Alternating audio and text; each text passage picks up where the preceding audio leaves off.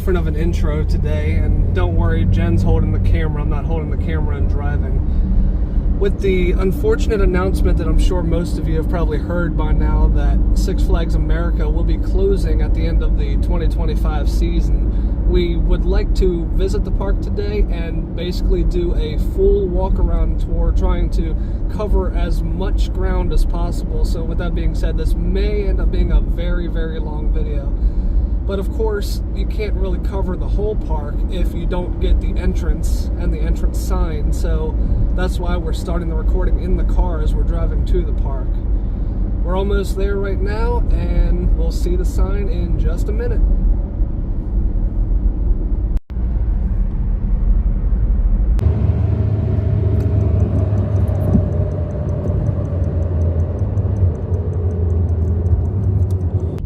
Here we are, Six Flags America, in its final year.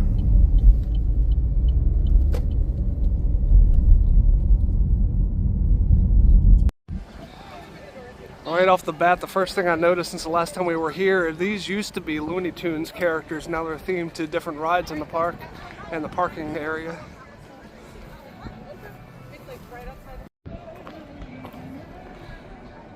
I'm gonna really miss the Six Flags facade. I really like this structure they have here. Very Americana, which is, I guess, important considering this is Six Flags America.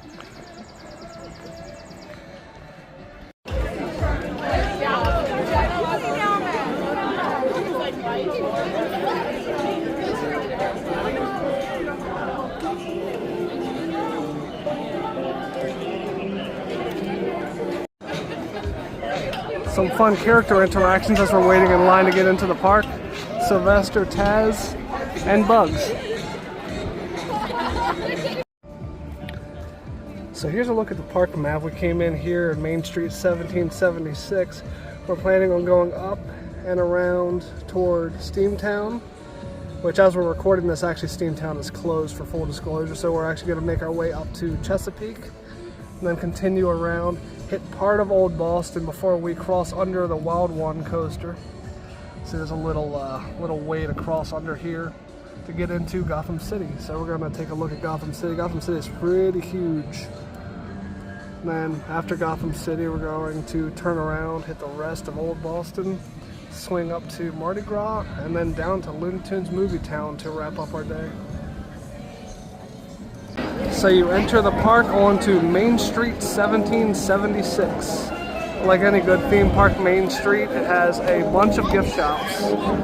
I'm planning on setting foot inside every store at this park. I may not go thoroughly through it. I'll probably just walk inside and pan around, not look at any specific merchandise whatsoever, or else it'll take forever. But here we go. Let's start taking a look at these stores. Let's start off taking a quick look inside the Six Flags Emporium. Like any good front of the park gift shop, the Six Flags Emporium sells a bunch of Six Flags branded merchandise. Some cool pictures of rides on the wall. Lots of squishables too. Squishmallows. Oh, okay. Well, come and buy it and put it on, and then I'll take mine back, okay? Thank you so much. Directly across the street from the Six Flags Emporium is the Looney Tunes Emporium. And as you can see from the sign, it sells authentic Looney Tunes memorabilia. I'm really going to miss these busts up here. Bugs Bunny, Daffy Duck, and Sylvester dressed in patriotic gear. Some fun window displays. Independence Hall, this is modeled after. So the Looney Tunes Emporium does in fact sell a bunch of Looney Tunes merchandise, but it also sells DC Comics merchandise in here as well. So it's a combination of the two IPs that they have at Six Flags parks. I love these statues they have everywhere. Let me make sure not to miss the Roadrunner over here. Lots of shirts. I'll have to take a quick walk to go around here to get you a Simpy Sam.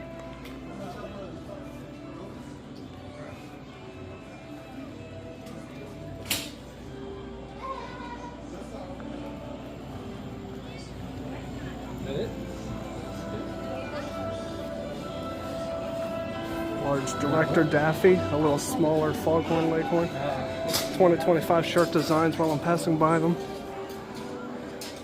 Pepe Le Pew and the cat, whatever her name is, I don't remember. And the one DC character in here, this big Superman over here. They have a couple of signs like this around the store, but I especially love this one. Ties in with the Looney Tunes and also with the America theme.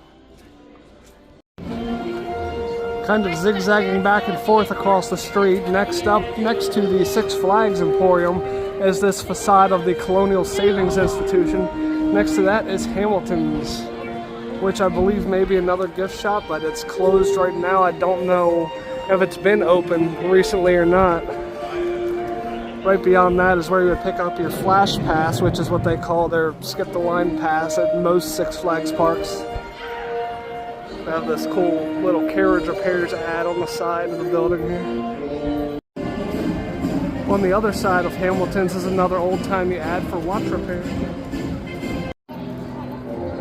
The Looney Tunes Emporium is pretty huge. It continues all the way over into another small building, and then it takes you to Coaster Candy, which, as the name implies, is a candy shop. Just taking a quick look at everything inside the candy shop.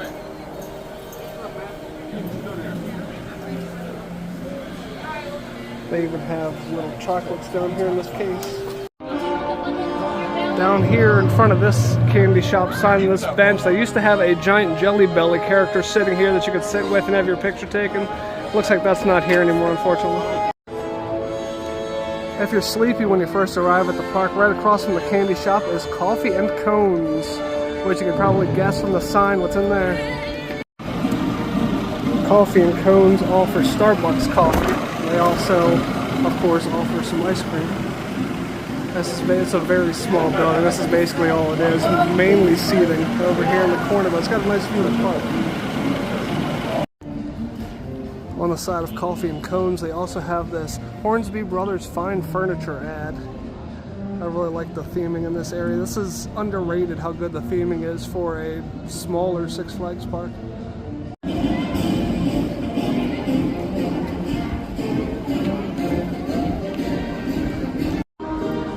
And then last but not least, tacked on to the end of Coaster Candy is the Liberty Bakery, which doesn't appear to be open at the moment, unfortunately, so we can't step in there. Some nice little theming details that Jen noticed on the window sills of these windows here on these buildings. They have little metal candle holders, as if in the 1700s they would put the candles there on the edge of the windowsill. There's a nice little Liberty Bakery sign on the side of the building as well, in addition to some shaded seating. Right across from that is the Colonial cupboard, where you would get a bunch of snacks. As you can see on the sign, popcorn, cotton candy. They also have hot dogs, turkey legs, refillable drink bottles. It's your standard snack stop. They have a nice little photo op Six Flags America sign, Dippin' Dots building there. Little fountain that's unfortunately not running right now. Hopefully they'll get it running later in the season. And then they have this building which has the first aid. I'm assuming it's also some sort of guest relations building when it's open, but obviously it's not open right now.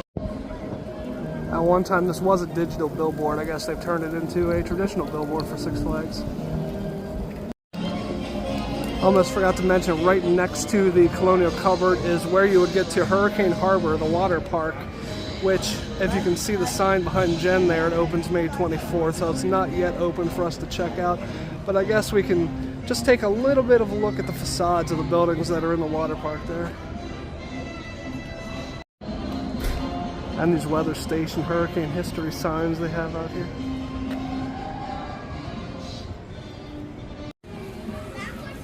If you don't go left toward Hurricane Harbor and instead make a right, there is this nice little quiet wooden walkway that takes you deeper into the park. That's one of two ways to head deeper into the park. This way gives you a nice view of a little stream down here. Fewer people go this way than go the way that we're about to go. But this way is much quieter and a little more scenic, actually. I kind of like this little area.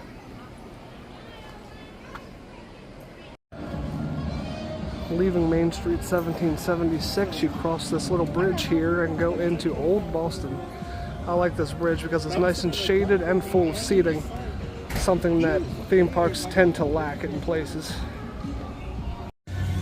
On the other side of the bridge there is a sometimes open Rita's, a restroom as well as locker rentals here for the rides that require lockers. On the other side of that is the Heritage House Food Court, which is actually the kind of restaurants I like in theme parks. You have a nice variety of foods to choose from in here. If you're wondering what kind of food they serve, pizza, salads, chicken tenders, and ice cold drinks. It's certainly not the fanciest restaurant in the park, but that's nice for what it is, and it has a lot of cool stuff over here about the history of the park, which I'm going to have to check that out in a second. So much history with this park, it's going to be a shame to lose it all. Going back to the Wildlife Preserve, when it was known as Wild World. They have this classic car sitting here. 1992, still known as Wild World. In 1995, when it became Adventure World, fun little fact, it was owned by the baseball player Cal Ripken at one time. I also found out recently that it was once owned by Ross Perot as well. Presidential hopeful Ross Perot, if you don't already know who that is. Going through the 90s and early 2000s. A little pirate ship gondola here.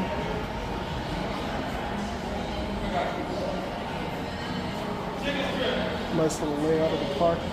Classic park map down there. Layout of Apocalypse, which is now Firebird.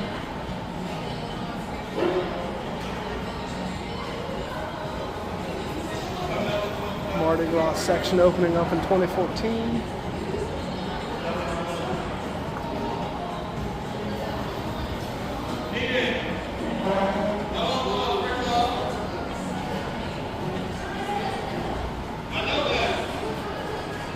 Fright Fest pictures, or a Fright Fest picture, I should say. And then the recent transformation to Steamtown over here. This just opened last year, which is one of the things that makes it so crazy that this park is shutting down. Here we go through the late 2010s and into the 2020s. They already have a banner up here for 2024. And also some more schematics, concept art. On the exterior of the Heritage House, they also have this little drink station. And then the thing I like the most, they have an analog clock tower up here, but below that they have ye old digital clock, which sometimes works. Unfortunately, it's not working at the moment, but when it is working, that's a pretty funny joke. And then right at the end of the walkway, kind of dead ends at the Grand Theater, which is obviously where you can catch a show or two. We'll see if they have the show times on the signs up here. Okay, so it looks like they have Rhythmics in here at 2 and 5. They also have the Steam Heist Stunt Show they say is coming soon. They also have in the Looney Tunes Arena, they're advertising Camp Groove. So you could probably tell that at the Grand Theater it forks left or right. So here's a directional board showing what's each way. I think we're going to start off going left, hitting Steamtown and Chesapeake. According to the directional sign, Old Boston's to the right, so I guess this is still technically considered Main Street 1776 right here. Around the side of the theater, they have a character meet and greet spot. You can see the times for the meet and greets right here. But when the characters aren't there, it makes a nice photo op. Happened to swing by a little bit later and Bugs and Wile E. Coyote were standing over there posing for photos. Fun little touch when all the meet and greets are done for the day. On the board that tells you the time, they put up, "That's all, folks." Turning around from that photo spot is where you come to the Scrambler. And then right below, right beyond that, I should say, is the log flume, which unfortunately the log flume has been down for quite some time, and I guess it will never reopen at this point. Oh, maybe I'm wrong. They're saying it opens May 24th. I'm surprised they would take the time to fix this back up just before the park closes. They have this nice little walkway next to it with a sign above it that says Splash Zone. So if you want to get wet, They have a nice spot for you to stand to get wet. Cutting across the splash zone, you come out to a little eating pen here. There's a restaurant there that we'll look at in a second. But you also come to another theater that they have here. This one's an outdoor theater.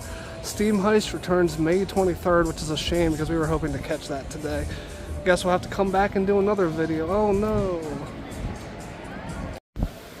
Still not entirely sure what kind of restaurant this is. They still have a big Boo Fest and Freight Fest ad on the side. Actually, this isn't the side, this is where you would order your food, so I guess this restaurant's closed down. I guess this is a nothing restaurant, but they still have the seating over here next to it. Here's a look at the stage for the show, Steam Heist, a Wild West stunt show. I assume it's now a steampunk themed stunt show. I like the setup here. Passing the Steam Heist Theater, you come to the restaurant Gold Rush Chicken, which is a chicken restaurant. It's undercover, but it is outdoors. Thankfully though, unlike a lot of these outdoor restaurants, there is an abundance of covered seating. They make sure you don't sweat to death at this park, which is really nice. And right across from Gold Rush Chicken is the actual entrance to Shipwreck Falls, which is a shoot the shoots. I called it a log flume earlier, but it's actually a shoot the shoots ride. Coming past Shipwreck Falls, you come to a set of restrooms, and then it brings you to our first coaster in the park going this direction, which is Roar. This wooden coaster here. They also have a big ad here advertising they're doing something special for Juneteenth on June 19th.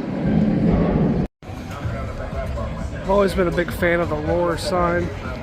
Fun little fact, Roar is actually the first real coaster I ever rode, the one with a real drop. That's the 4th overall coaster I rode, but the first one with a real drop, and it scared me at the time. I'm not ashamed to admit it. Now I enjoy it though, and I'm gonna miss it. I intentionally never wear the shirt for a park that I'm at on the day that I'm there, but I actually broke that tradition today for the sake of this park. I made sure to wear my Roar shirt today. As we go through the park, I want to mention there are 2 coasters here that I'm willing to chain myself to save that I will really, really miss. I know I want this video to be 99% positive in memory of the park. There are also 2 coasters that I will be glad to see hit the scrap heap, and one of them may not be what you think. Passing by Roar, you come to the park's pirate ship, and you also come to this coaster, which we'll get a little bit closer to in a minute. Almost missed this interesting little tidbit. Right in front of the pirate ship swings over this. There's a field of corn growing for some reason. In front of the coaster, they have this fun little Six Flags photo op here where you can be the X in Six Flags.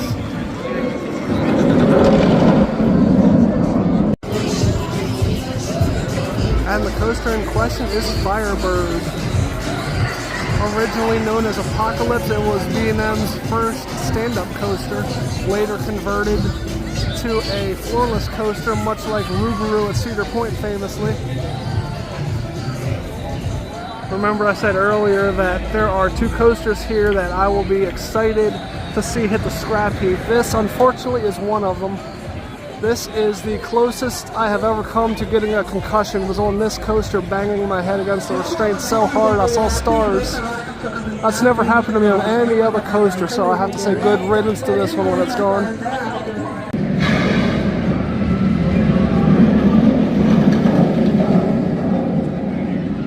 But I did forget about that little bit of awesomeness, so even bad coasters have their redeeming qualities. For a park that doesn't have a crazy number of coasters, you can get a good view of a lot of them from this spot. You can see Roar to the left, here's Superman, there's Firebird, and then in the distance back through this way, you can kind of get a glimpse of Joker's Jinx as well. And of course, I couldn't see the forest for the trees. There's a wild one right here, right behind Firebird. Right across from Firebird, right behind the pirate ship, is a little mini food court of sorts with a Macho Nacho, Aritas, and an Aviator Grill, which serves specialty drinks and fries. as well as fresh fruit chips. They also have cheesesteaks and chicken tenders, as you can see right there. I don't know how many people have paid attention to the little banner that's at the top of our YouTube channel, but that picture that was at the top in the dusky sunset was taken from approximately this angle. To the left is Roar. You can see a little bit of Superman back there, Firebird, and a little bit, I think I got a little bit of Wild One in the picture as well. There's a top spin water squirting game over here. And Inferno Gifts, which sells Firebird merchandise, among other things. Let's view the Firebird logo from beside the Inferno Gift shop. Quick look inside Inferno Gifts, mainly horror themed merchandise. I was expecting more Firebird stuff. There is some Firebird stuff over here, but it's a lot of, it's like a hot topic in here essentially. A lot of anime merchandise. Some pop vinyls on the wall over there. That door over there is where Firebird lets out. You can pick up your pictures at the desk right there. I almost missed that the side of Inferno Gifts has a window showing you what kind of merchandise they sell in there. Straight ahead there is Inferno Gifts. We walk down this little walkway. It's a little bit of a dead end. It has this neat little boat chartering shack here and a little eating shaded area here, as well as a food stand that I don't think is being used anymore. I think it's just an alternate way to get to the stuff that's over there that we'll see in a minute. I have to highlight this sign that's on the side of the boat chartering building. I like the very bottom. Most of the boats float. Alright, since that was just an alternate path, we retraced our steps. That would give us the opportunity to take a look at this Firebird sign. As bad as the coaster is, the sign is awesome. I love the logo. A couple of closed buildings next to the entrance to Firebird. Swinging around right across from there is Pirate's Flight, which we saw one of the gondolas for that inside of the restaurant when we were looking at the park history. So this is just one of the little kiddie rides where you sit in one of these boats that swings you around. This long white wooden coaster here that has a gigantic footprint in this park is Wild One. We'll talk about Wild One more in depth when we get closer to the entrance of it. But I wanted to mention it now because we're about to cross under it to go to Gotham City. Next to this closed booth, which I think used to be a game, or maybe still is a game, they cleared out this area, which I think also was a game, put in a Six Flags America crab colored like the Maryland flag. So here's the entrance to Gotham City that I really like. There's a cut-through part here in Wild One. It's kind of a cool way to enter the area. They have a sign on this pillar listing everything that's in Gotham City. You can see, I mentioned earlier, it's a huge section of the park. You can see why here. Look at all the rides that are in here.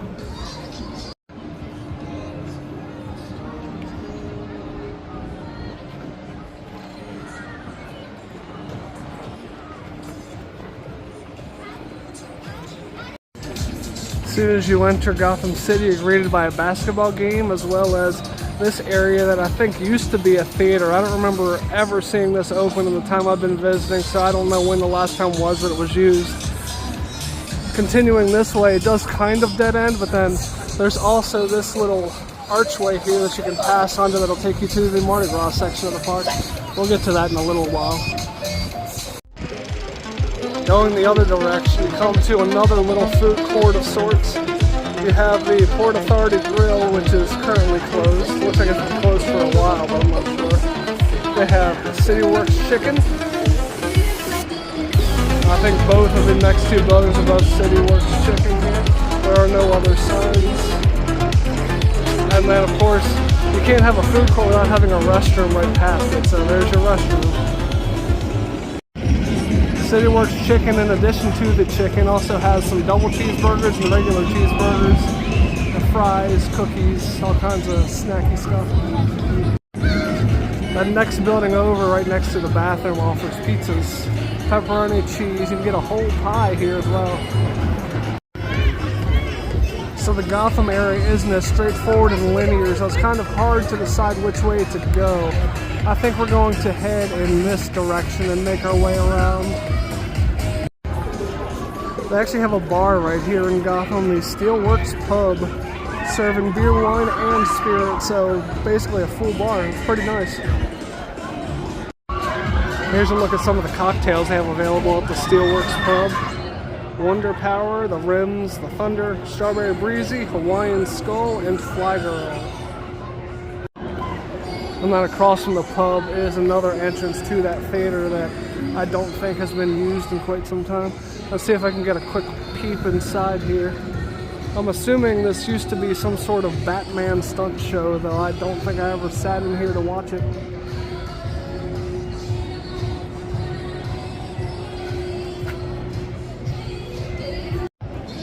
And then, of course, you probably saw it in the distance swinging around.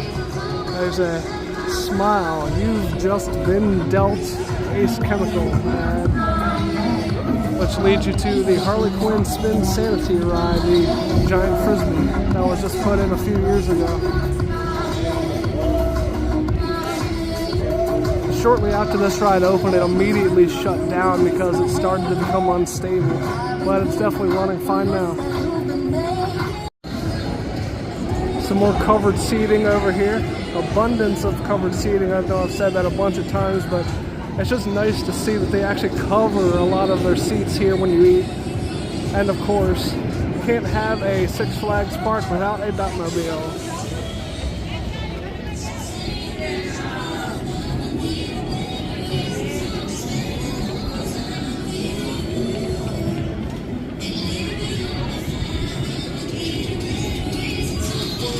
Classic Tim Burton Batmobile. A couple more rides past the Harley Quinn Spinsanity. You next come to what they call Riddle Me This, which is obviously Riddler themed. It's one of those like Gravitron-ish style rides where it lifts up and rotates and you stick to the wall through centrifugal force. Doesn't look like it's running right now, unfortunately. Almost missed below that's a bench that says Gotham City on. Actually, all the benches in the area say Gotham City on them. Beyond that is actually one of my favorite coasters in the park, the Joker's Jinx, which is this giant massive green track over here, big spaghetti bowl. If you've been to King's Dominion or King's Island, this is almost an exact clone of, actually I think the track is an exact clone of Flight of Fear there, except it's outdoors and it doesn't have the mid-course brake, so you don't slow down as drastically as you do on that. I am kind of on the fence about Flight of Fear, but I really like this ride a lot. This is a really fun ride. I also love the ride sign, the big Joker looking down on everybody.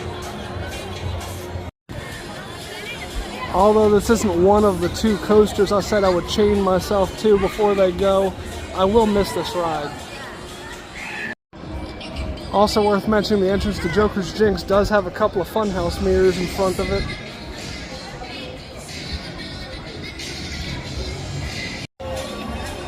Right behind Joker's Jinx is Gotham City Gifts, right across from the Spinsanity. Little tiny gift shop selling DC Comics themed merchandise. Just a quick look around at the kind of merchandise they're selling in here. A bunch of DC ball caps. Racks of t-shirts. Little necklaces and other jewelry, slap bracelets. They have this really cool Harley Quinn statue in here, having just fired her smoking gun. And then a couple more shirts and mugs here. Past the Joker's Jinx, this giant area continues down this way. We'll go there in just a second. First, continuing around this way, another Dippin' Dots. They also have the Gotham City funnel cake, which I don't believe is open. And then they have a couple of games here. They have one of the toss the ball into the barrel and try to keep it in there sort of deals. And then one of the goblet games.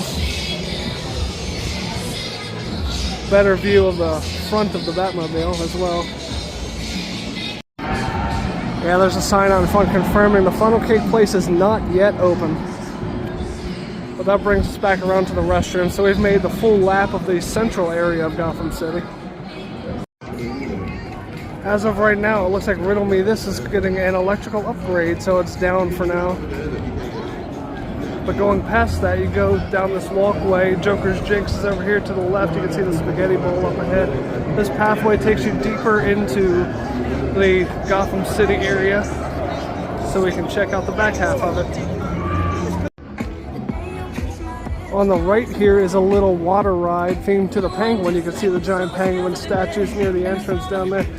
Unfortunately, because it's a water ride, it's not open yet. All of their water rides are reopening on May 24th. Penguin's Blizzard River. You take a raft up that lift hill there, and you can see the little colorful water slide-ish type structure back behind it.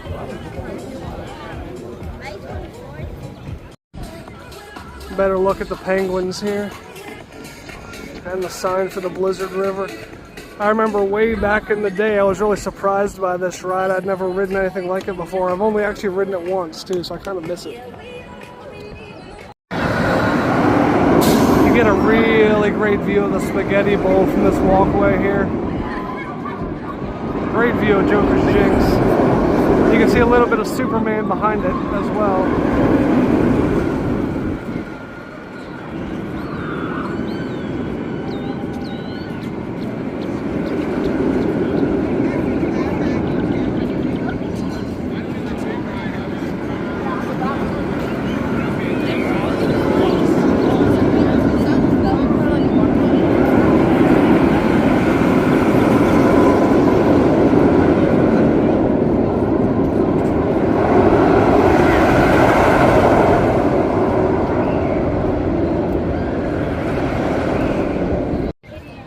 And then after you pass the spaghetti bowl, you come to the Wonder Woman Lasso of Truth, which is similar in nature to the Windseeker rides that you'll find at many Cedar Fair parks, except this one, the seats are a little bit looser. It's kind of like your typical swing ride that you find like we saw earlier by the theater at the entrance, near the entrance to the park, except this one goes way up there.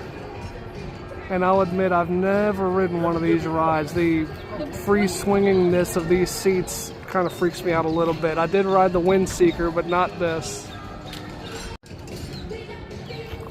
Another ad for the Juneteenth celebration. The penguin ride in the background. Love the Wonder Woman statue they have here. Big Wonder Woman logo on the ground as well. Continuing to wrap around the spaghetti bowl, you come to what many people consider to be the biggest loss of this park. I kind of disagree personally. I won't miss this one quite as much as some other coasters here, but you have Superman Ride of Steel, which is the hyper coaster here. The reason I won't miss this one quite as much as other people is because there are a couple of clones in other parks. Some parks have a reverse layout, like a mirror image, and then some have exact clones. So you can ride this elsewhere once this goes away, but it is a fun coaster. I won't take that away from it. And of course you get your Superman logos as you're making your way toward the ride. Should mention a bathroom over here to the left. And the ride, like any good coaster, will empty out into a gift shop. Also have to cross over some train tracks to get to the ride, but we'll get to those in a minute. Of course, much like Wonder Woman, Superman Ride of Steel has a nice big Superman logo on the ground. And then the Daily Planet Gifts also has a Daily Planet logo on the ground. Of course, Daily Planet Gifts has your Superman ride photo pickup, but it also has a whole bunch of various DC merchandise all around. Get some capes. They sell a lot of capes at Six Flags.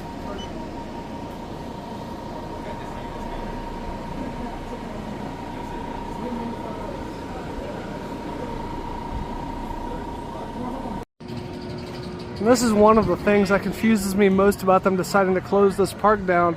They actually mention out here that for the 25th anniversary of the park, they just got brand new trains for this ride. So the trains will probably see a new home after the park closes down, but it's weird that they would upgrade this only to close the park down.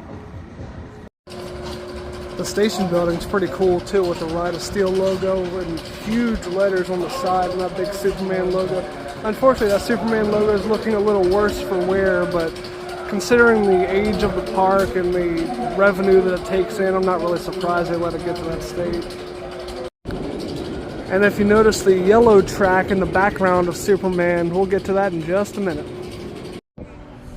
Superman Ride of Steel is basically known for its, in addition to the 200-foot drop, it's got a downward helix followed by an upward helix, and you can just barely see one of the helixes right here. I believe this is the upward helix. Unfortunately, it's very foliagey in this area, so it's kind of hard to see the helixes from ground level, but there's an idea of what to expect on there. On the ground next to Daily Planet Gifts, they have the Batman logo. So once you cross this point, you transition from Superman to Batman. They have the Batwing coaster back here, but you kind of have to walk a little bit of a hike to get to it. The Batman logos continue all the way down this walkway. And they have cool information about the Batwing itself here. That's what this coaster is simulating. So you have to cross under the Superman coaster. You keep going a ways. They have other signs too. Here's tidbits on the Batmobile. And also the Bat Cycle. This picture actually has Nightwing in it. That's pretty cool. Above the Bat Cycle sign, there's also a side look at the Daily Planet Gift sign. They haven't really touched this side of the gift shop up in a long time, but it's nice that they have a sign on the side to let you know Daily Planet Gifts is right here. The logos on the fence along here have also transitioned from Superman to Batman to go along with the ground. At least if they're going to make you hike 5 miles to get to the coaster, they have some fun stuff to look at. Poison Ivy. Here's a sign for the Joker. Unfortunately, this coaster just went down, so we're not going to catch it running, but we can at least look at the scenery here.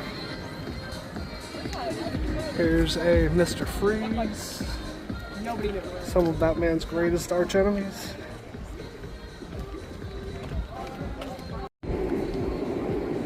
Here's one for Catwoman. Jen's favorite Batman villain. Slash anti-hero, I guess, in some circles.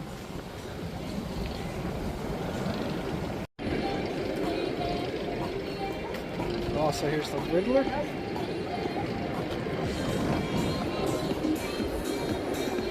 Harley Quinn.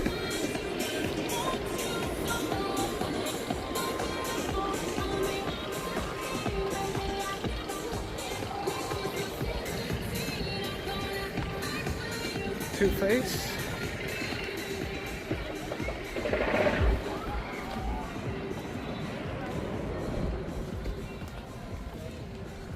And I believe this is the last one, the Penguin. So you can see what kind of a hike it is to get down here.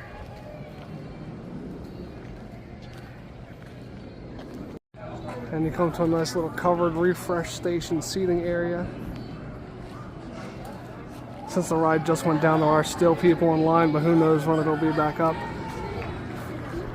Nice big Batwing logo on the side of the station there. This coaster is one of the two that I said I will chain myself to before I see it go. This one is the very last remaining Vekoma Flying Dutchman flying coaster model. There were only 3 in existence. One of them was Firehawk at Kings Island, which has since been replaced by Orion. The other was Nighthawk at Carowinds, which just recently got torn down.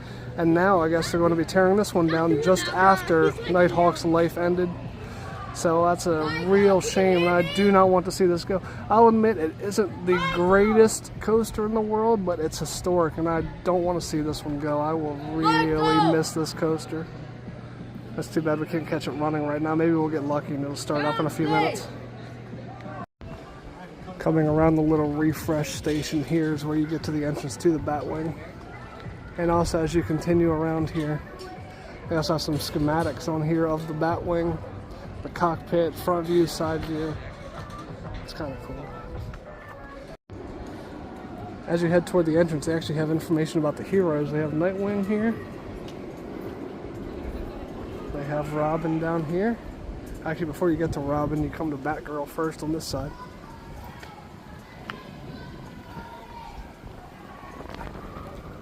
And then you come over here to Robin.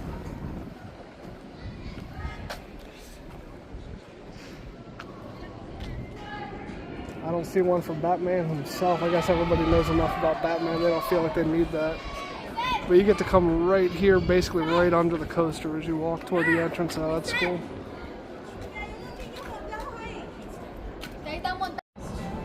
There we go. They're running a tester train now, so we stood here long enough to catch one.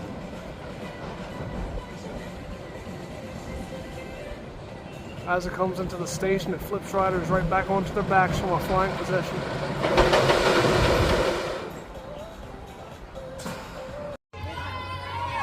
And the Gotham City area dead ends at Batwing, so we're going to be making the hike right on back. So as we make our way out of Gotham City, we have two choices: the walkway to Mardi Gras that I showed you before, or we can go underneath of this behemoth the way we came and go back out that way. I think we're going to head out this way for now. We will check out this little Mardi Gras walkway, but we'll hit it from the other direction in a little while. So heading back out into the Chesapeake area, you go back to the Pirates Flight ride. Continuing down this way, which we decided to go toward Gotham City instead of going this way. They have a little gift shop that's currently closed. But beyond that, you have the station for the railroad, which I unfortunately don't think is running today. Actually, before we get to that, I should mention that there's a little pathway down here to the right that just leads to a party pavilion. Heading toward the party pavilion, if there's a service dog in the area, there's a relief spot for them. But it also, more importantly, will bring you to this little stage here. No showtime scheduled on this stage right now, but it's here, and they periodically have shows here. They have bleacher seating for it over here. Next to the pet relief area is just closed down what I think is some kind of restaurant, but it leads you back around to the boat rental building. So here we've made a full circuit now from when we were over there. Six Flags is still continuing to have special events. It looks like they're going to be having Viva la Fiesta for basically all of June. But continuing along, we'll head toward the railway here. As I mentioned earlier, I don't think the train is running today, which is unfortunate. There's this little green building across from it, which I believe is just a team member building, probably a break area. Nothing for us guests to check out. Okay, here's confirmation that the train is not running today. It opens Memorial Day and runs until Labor Day. This team member only building does have this fun little spot here, all foliagey, that you can take your picture in front of if you choose. As you walk by the train station, you get a good look at Voodoo Drop, which, as the name implies, is actually in the Mardi Gras section. We'll get to that in a little while. Continuing down past the train station, there's another party pavilion. This one's a little bit smaller. That's a VIP party pavilion, as a matter of fact. To the right there is a Johnny Rockets. So if you've never eaten at a Johnny Rockets, you can go eat there at many of the Six Flags in the chain. If you have a Johnny Rockets near you, though, I'm not sure why you would come to a theme park to eat at a Johnny Rockets. They have little hammock chairs inside this party pavilion. That looks comfortable. Coming this way, when you hit the Johnny Rockets, you also hit a dead end straight ahead. You can go left or right. If you go left, puts you at the Mardi Gras area. This is the alternate / the main entrance into the Mardi Gras area. That's also kind of easy to miss. If you make a right here, instead of going straight into Mardi Gras, you'll come to Looney Tunes Movie Town. So since we hit this first, let's go here. We'll make a right into Looney Tunes Movie Town first, which is obviously full of children's rides. The area is actually pretty big. They have this little balloon ride as soon as you enter, some nice little shaded seating, and a little child-sized swing themed to all the Looney Tunes characters. The balloon ride is Around the World in 80 Seconds, starring Elmer Fudd, and Taz's Film Works is the little child-sized swing ride. They have this fun little play area featuring a sliding board that comes outside. Inside there's a bunch of, I believe there's ball pits and stuff in there. You can see Marvin the Martian's on the sign down here. I like all the Acme Anvil crates that are at the bottom.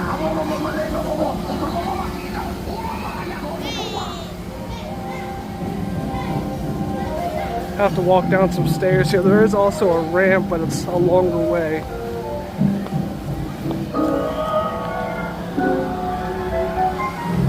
This is the Looney Tunes prop warehouse.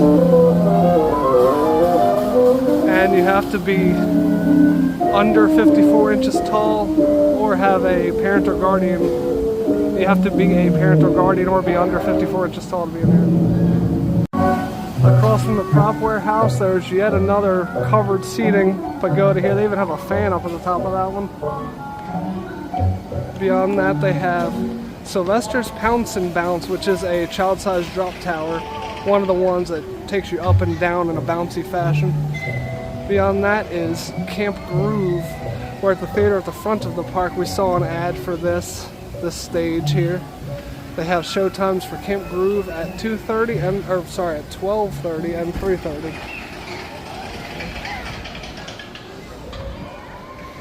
Beyond that, this little stage here, I believe, is a character meet and greet. Have a bunch of Looney Tunes characters on signs going around it.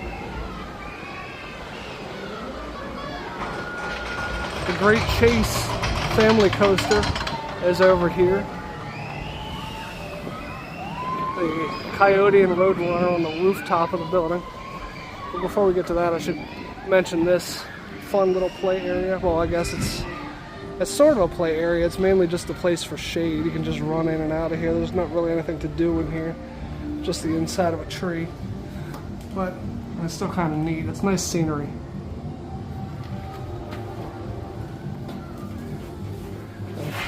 And there's a shelf full of canned carrots in here that I almost missed. I love on the little drop tower how Sylvester's about to grab Tweety, but Tweety's ready with a mallet to knock him right back down. Sylvester's about to grab him, and then plunk. Better look at the Looney Tunes signage at the top of this building. And then going around to the coaster, you can see some blueprints for the Coyote to use to catch the Roadrunner.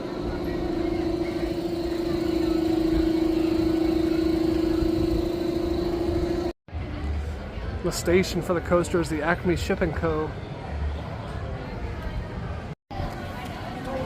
The sign is on top of the station, have a fun little Coyote and Roadrunner statues up here. Coyote about to blow up the Roadrunner. They also have a little photo booth looking like a little wooden shack over here as well. Right across from the Great Chase, they have this fun little fountain here with all the Looney Tunes characters looking like they're about to direct a cartoon. Got Taz at the bottom, Daffy down here, Bugs all the way up top.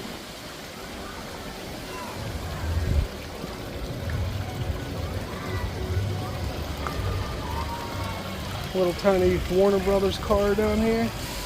And then on top of the camera you have Tweety wearing a nice little beret.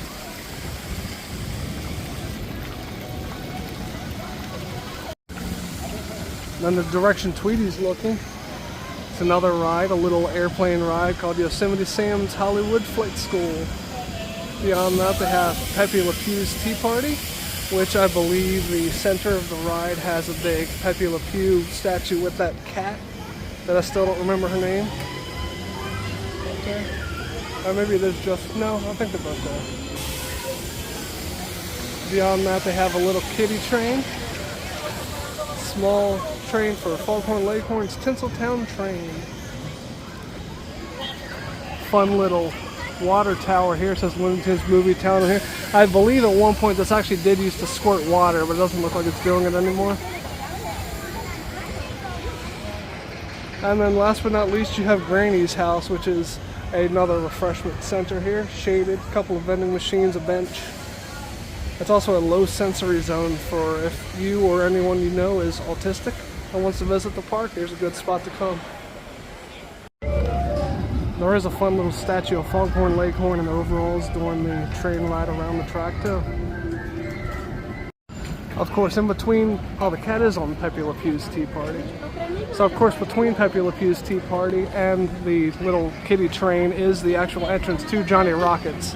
So if you're looking for how to get there, you would come through the Warner Brothers Looney Tunes area. But then as we swing around back this way toward the Great Chase, as you leave the area, they have a nice big Looney Tunes "That's all, folks" sign up here. It's a great way to leave the area. And they have colored walkways to guide you out as well. As soon as you exit, you come to the park's carousel. A bunch of different animals, not just horses on here, which is a nice touch. Carousel opened in 1982. And then a look from the other side of the "That's all, folks" sign has the Looney Tunes Movie Time with Bugs Bunny up on top. Got Sylvester chasing Tweety. Got Daffy up here obscured by the tree. But then aside from Daffy, you also have the Roadrunner standing down here. We'll take a look at everything that's over this way a little bit later. Right now we're going to go back toward Mardi Gras. Alright, so here we are heading into Mardi Gras. As soon as you come into Mardi Gras, straight in front of you is Ragin Cajun, one of the coasters at the park. Ragin Cajun is a spinning mouse coaster. Has this fun little "It's Cajun time" on the wall over here. I actually am a fan in general of spinning mouse coasters. Exterminator at Kennywood's a lot of fun. I'd miss Primeval Whirl at Animal Kingdom. I really liked that coaster. I was upset when they took it away. This one, however, this is my other coaster that, along with Firebird, I will be glad to see this one hit the scrap heap. Because I had an incident on this when Jen and I were riding one time. We rode it in a light rain. It wasn't even a downpour. It was a pretty light rain. And coming into the station, the brakes on the ride did not work, and we kept on sliding. They had to manually stop the train, and we almost collided with the car in front of us. So it's a bit of a scary situation. I know even if we had collided, we would have been fine. We were moving at such a slow speed, but the fact that the brakes on this thing didn't work well enough in the rain to stop us is very worrisome, and I'm ready for this train ride to go away.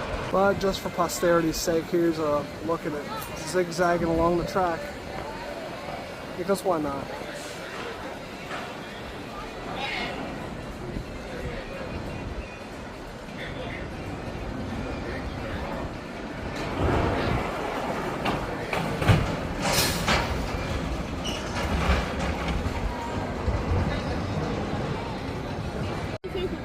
To the right of Ragin Cajun is Gator McGee's Bistro, which is a little outdoor restaurant. They have Cajun chicken po' boys and shrimp po' boys, some chips, chocolate chip cookies, drinks. They also have some more covered seating to the right of it as well.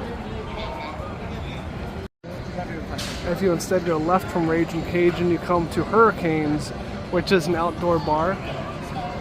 It is undercover, but it's technically outdoors. Beyond that, they also have a little blockbuster game, knock the blocks off the platform here. They have these giant round prizes here. So you can see the little, it's actually cans here, not blocks, despite the name.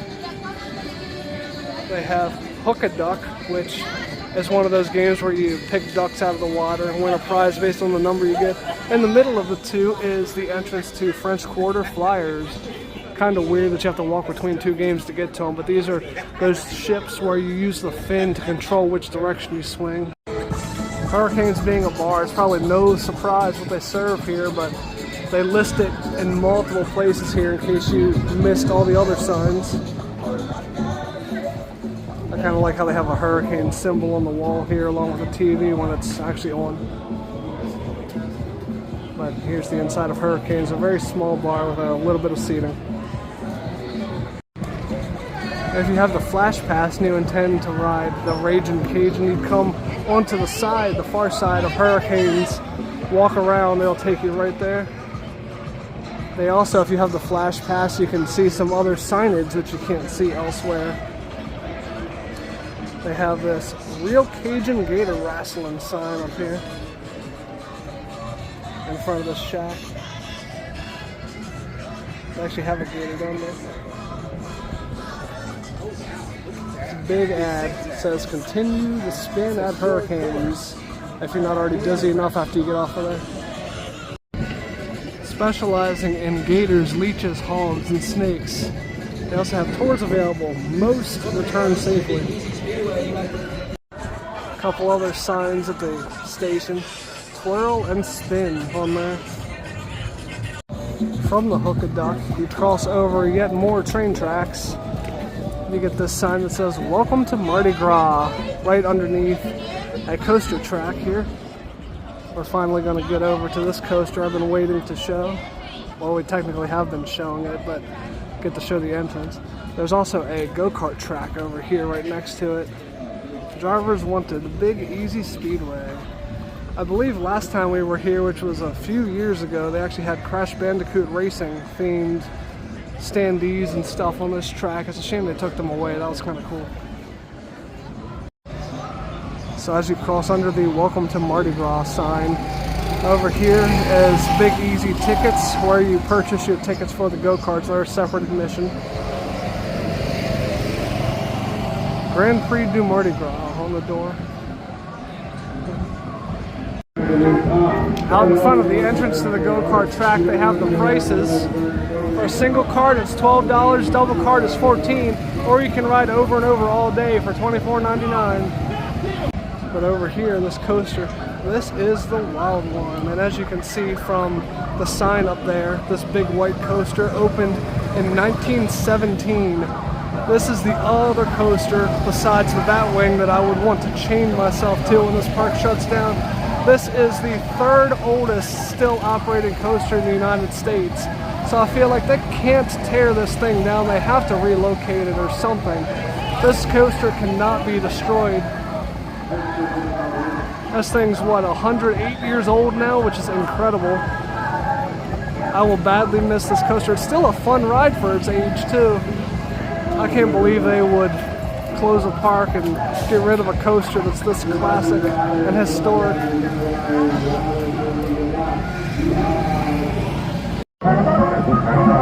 Even though this was not originally a Mardi Gras themed area when the coaster was put in, they've added some Mardi Gras artwork here to keep with the theme. Live jazz and the Bayou Treasures.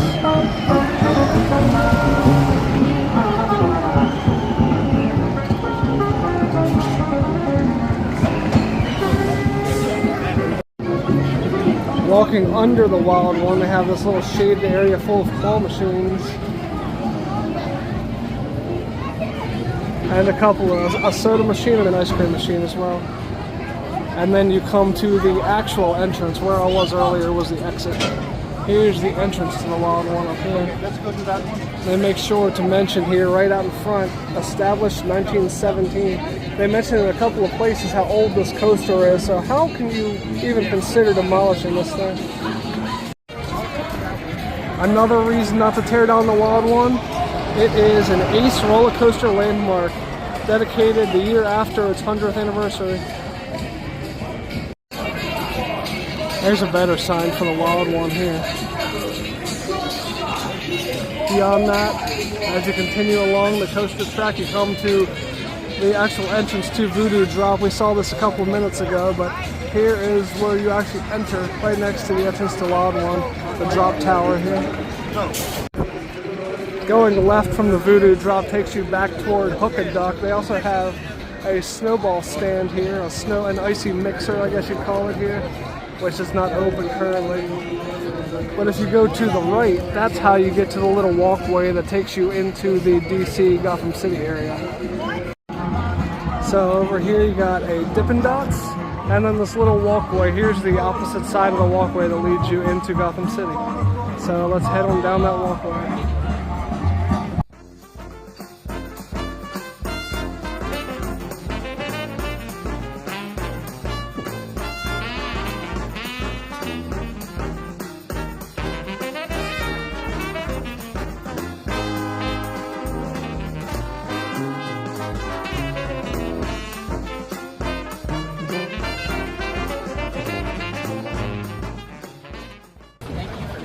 Basically just a long winding brick path that ends with this fountain. Fountain's really nice though. And then you again pass under Wild One, much like you would do entering Gotham City the other way. It's just a smaller cutout than the other one we entered through. If I'm not mistaken, right through here, this gate used to be the entrance to the Bourbon Street Fireball, which was a Larson loop, which is clearly no longer here. I don't know when they got rid of it. I didn't hear that they ever got rid of that ride. But yeah, the Bourbon Street Fireball is no longer here. I can't say I miss it. I was never a big fan of Larson loops. There's some really nice scenery from the train, including this little body of water over here. We're hoping when we come back, this train should be running, we're hoping to get a full ride through of the train next time. So that covers the Mardi Gras area. As you turn around, come back out the way you came, if you opt to go that way, that says Revenir, which is French for some kind of goodbye message. Former site, clearly, of a basketball game that's no longer here. Right across from Johnny Rockets. We're gonna go this way. Instead of going through the Looney Tunes area again, we're gonna just go straight out of Mardi Gras, walk this way, going that way to the Showtime Theater. Showtime Theater doesn't look like it's had any showtimes in a while. Beyond that, this is probably why they got rid of the one and wins game over here. They have a 3-point shooting game on the back side of the theater.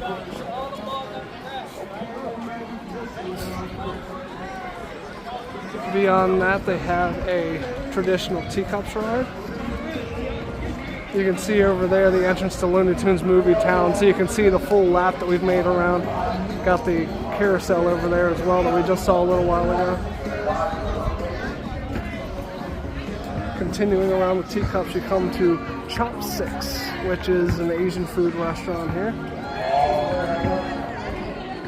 As well as yet another Dippin' Dot. They have Dippin' Dots galore in this park. More covered seating for the Chopsticks. They also have some claw machines and other little games back there in addition to the covered seating. Just a real quick look inside the Chopsticks. There's not a whole lot to look at in here. It's pretty barren. No seating inside, but they don't really need seating inside. There's plenty of seating outside. But yeah, this is basically all it is in here. A couple of pictures on the walls. Chopsticks also has an outdoor pickup window, which is kind of a nice touch. Across from the Chopsticks, there's also a little Coke refill station. Unfortunately, it isn't open at the moment, but they also have ices and chips and stuff there too when it is open. Beyond the Chopsticks, you come to the swings that we saw when we basically first entered the park. It's right by the theater, the first theater that we saw. Coming around, you can see the Heritage House food court again. And then you just keep swinging around, you come to Primo's Pizzeria. So yet another place to get pizza. And then beyond that, the Minutemen Motors, one more ride that we haven't looked at yet. It's a little classic car ride around the park. And that puts us back at Movie Town. So really we've made just about a full circuit around the park. The only thing so far that we've missed is the Steamtown area that just opened last year, which was closed when we were by it earlier. So we'll go check that out now, and that'll pretty much be your full lap around the park. There's yet another covered, well, umbrella covered food seating area over here across from Primo's, so another nice place to sit. Almost forgot about this. By the side entrance to Johnny Rockets, there's a little rope bridge here that you can walk across. You don't have to ever go across this bridge to get from A to B in this park, but it's a fun little option. So just for this video, I'm going to go across and hope my clumsy butt doesn't fall. I actually thought this thing was going to swing a little bit. It seems like it's sturdy. I could have sworn it used to swing at one point, but no, it's a stable bridge. It's still kind of fun though to go across here. You come across a bridge before you enter the station for the antique cars, and they have a whole bunch of cool signage inside the station. Drive in here for snappy service, full service tires, and all kinds of neat signs over there. I guess at one time they took your picture on the antique cars because they have this building right here, the Minutemen Service Garage, that looks like a photo pickup area. So here we are again by the Steam Heist Stunt Show stage, finally going into Steamtown now that it's open for the day. Steamtown has a great Old West feel to it. It's another really great themed area, kind of like Main Street 1776. There are a lot of shops in here though, so a lot of buildings for us to hop into. They also tell you right as you enter what is open and what is closed. It lets you know Steamtown as a whole opens at noon. Kind of interesting that it opens later than the rest of the park. The Electro Derby, SkyWinder, and Steam Whirler are all open. Canyon Rapids, Quantum Canyon Rapids may or may not be open. Probably not. First thing you come to on your left is this building here. This building has no signage on it whatsoever, but it does have a sign on the door that says, "Sorry, we're closed." So I can't go in there to check it out. It does say Trading Post up here though. Across from this building, more of the facades. This building also has no labeling on it and the doors are closed, so I don't think we can go in here. This one, Russ T. Razor, I'm pretty sure this barber shop here is actually an extension of the Clockwork Confection Co. I really like the artwork on the front of this building here.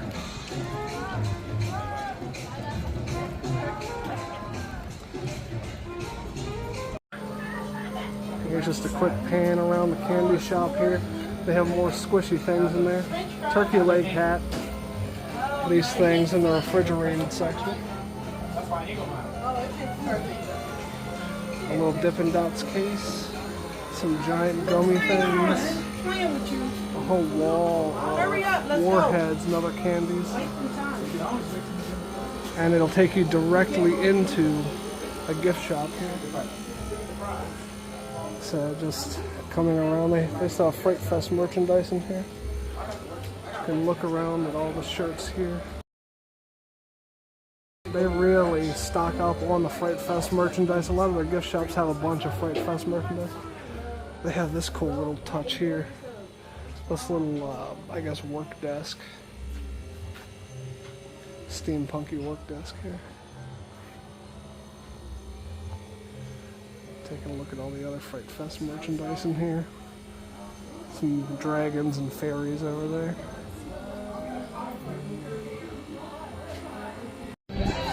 That gift shop that the Clockwork Confection Co. is connected to is called Looking Glass Creations. It has a really fun facade in this building as well.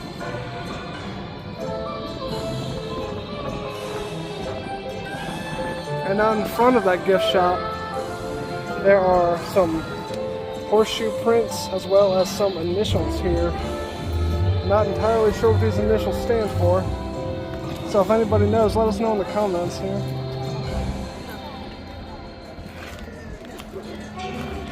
Also a very steampunky facade to this building right here.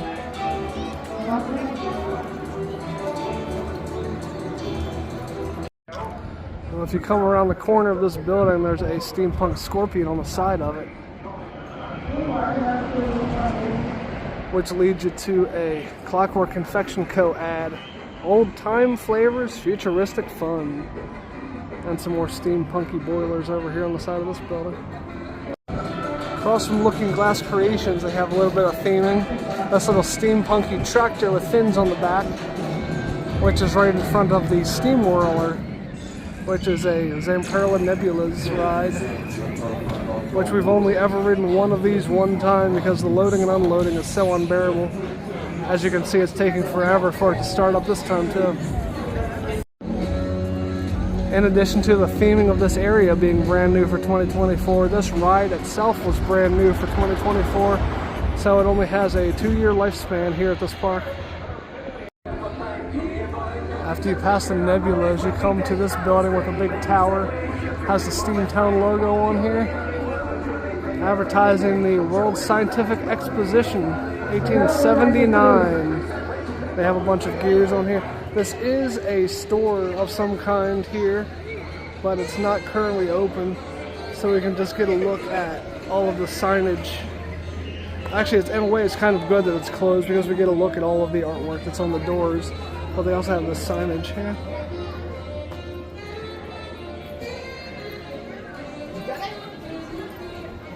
There is a continual storyline thread through here with the professor. They have this cool picture of these electric coils here, which have a name that I can't remember at the moment. But this is the Inventor's Inn when it's open. It's a shame it's not open at the moment. The cool decor on the doors continues over here. Even the light posts have cogwheels on them. They have a jetpack on this door. And you have another one of those coils over here. And this little office slash study. And of course, despite all of this, the tops of the building still look completely normal. Across from the Inventor's Inn, you have the Public Works Utility Station here, which is actually the bathrooms. And next to that, you have Filament's Steam Pub, which, of course, is a pub. You can go in here and catch a drink indoors. I like that they have some various blueprints out here for some steampunky inventions. A couple of them over here.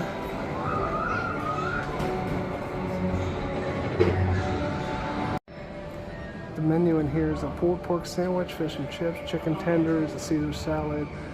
They have a few other things. And it's a pretty big menu for this restaurant.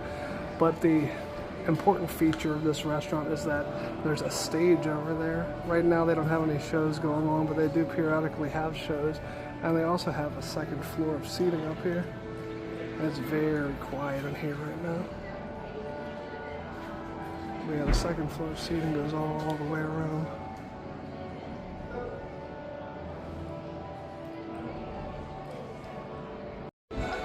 Continuing around from Filament Steam Pub, which has a big 1849 at the top that I didn't see earlier. There's a cool little water wheel that clearly isn't running right now, unfortunately. But continuing past the water wheel is a big Triceratops, I believe. We'll get a better look in a minute. This is actually the Rapids ride over here. Now the water is coming down, it's just not strong enough to turn the wheel. There's still water in there. Also, in a little planter right across from the water wheel is this little armillary here. You can walk by and not even notice it's here, but it's here. Still not a great vantage point of that dinosaur. As I was afraid of, the Rapids ride is down for the season. I'm assuming that also opens May 24th, like all the other water rides. But there are a bunch of dinosaurs here. The theme of this ride is that you go back in time to the time of the dinosaurs. The dinosaurs are animatronic as well, at least most of them are. They're more hidden away back there. Fun little factoid, when they first were opening Steamtown, they did a commercial shoot that Jen and I were invited to. Unfortunately, they didn't use any of the footage we were in the commercial, but somewhere on some random YouTube channel that I don't remember that's not affiliated with Six Flags, there's some B-roll from that commercial shoot on there that has Jen on this Rapids ride. I was also on that same boat, but I'm not attractive enough to be in the commercial. Here's a better look at the Triceratops as I walk by. That's the Quantum Canyon Rapids. I can never remember the name of this ride. They have a bunch of crates out in front too. And even though those other dinosaurs aren't moving, this one in the cage right here is.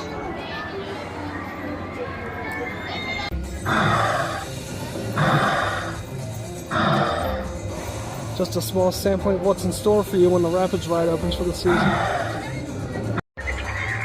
I like that even their ride closed sign has a dinosaur on it.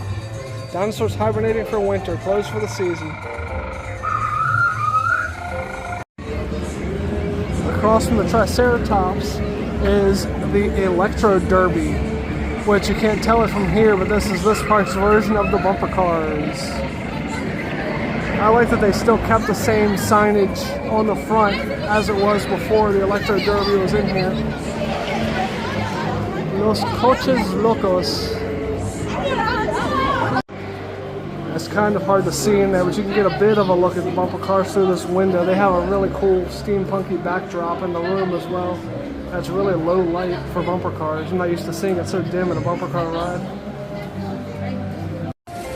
And then by looking at this coaster here, in case you think that it's this way, they have a sign telling you that the SkyWinder, which is that coaster, is actually to the left down this walkway here.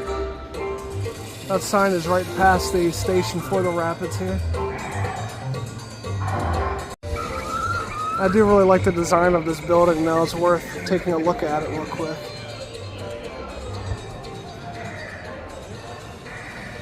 They do put a surprising amount of detail into their theming here for it to be a small Six Flags. Jen noticed that from the side of this building you can actually catch a little bit of a glimpse of another one of the dinosaurs on the Rapids ride. Looks like a Spinosaurus or something like that here. Of course, again, the rapids are dry right now, but it's kind of cool to be able to see that dinosaur sitting there.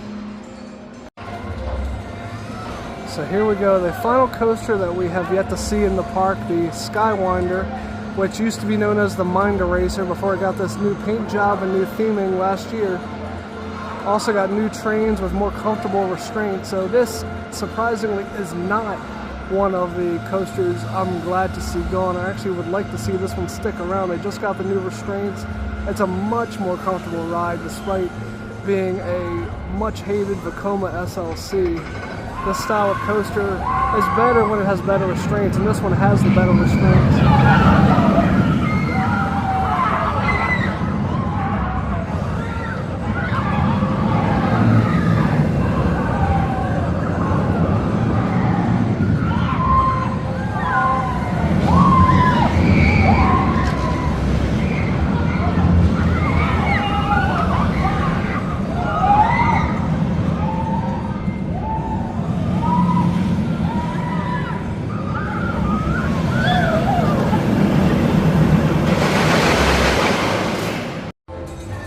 So let's walk down here real quick just to take a closer look at the station. It looks like they've put a photo pickup spot here too, which was not here last time that we were here. So that's a brand new building too. Here's a look at the signage. Professor Screamore SkyWinder. Professor Screamore, he's the one, I couldn't remember his name, he's the one that the theming is all about here in Steamtown.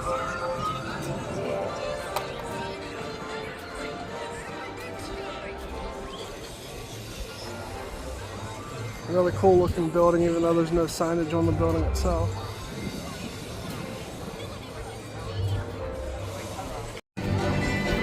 And of course, like many other sections in this Six Flags, we've hit a dead end, so we have to make our way back through Steamtown to go back into the rest of the park. But at this point, I think we've covered the whole thing, top to bottom. It's been a fun walkthrough. I hope you enjoyed seeing everything. As we exit the park, I see that the fountain, which was not running earlier, is running now. So I get a good look at the fountain in action. The view exiting the park is much like the one entering the park, the big Six Flags America logo on this building here. Again, I mentioned it at the beginning, but I really like how this looks. It really fits the park aesthetic well, and I'm going to really miss this sign. Kind of glossed over this Liberty Bell that you pass by as soon as you enter or right before you exit. It's kind of another cool feature of this park. As you're exiting the park, you get a really cool view of Hurricane Harbor. It's too bad it's not open for the season yet. But we'll be back when it is open and we'll see everything in action. Also of note, as you exit the park, the very last thing you see as you reach the parking lot is a big "That's all, folks" sign. Great way to end the day. So that was the tour of Six Flags. It's really unfortunate that this park is going to close after this year. There is a lot of history here, both personal history for myself and also for the theme park industry as a whole. Lots of old coasters, really classic fun rides. The reputation for this park isn't the greatest, but it doesn't deserve the reputation that it gets, especially in recent years. We've had a great day today, and the last few times we've been here have been great, so it's actually a lot better than people make it out to be. It seems like it was on the upswing. Superman got new trains, they've been making improvements. It seems really weird that they're about to close the park down. But at least if they are going to shut this park down, at least we had the opportunity to take a tour of it, get a look at how it was in its final season of operation. At least we'll always have that to look back on. So we hope you enjoyed the tour. If you did, we'd appreciate it if you'd give it a thumbs up. And also subscribe to the channel. Every like and subscribe is a big help to the channel. Also, please be sure to check out our Instagram page, which is appearing right over Jen's head right now.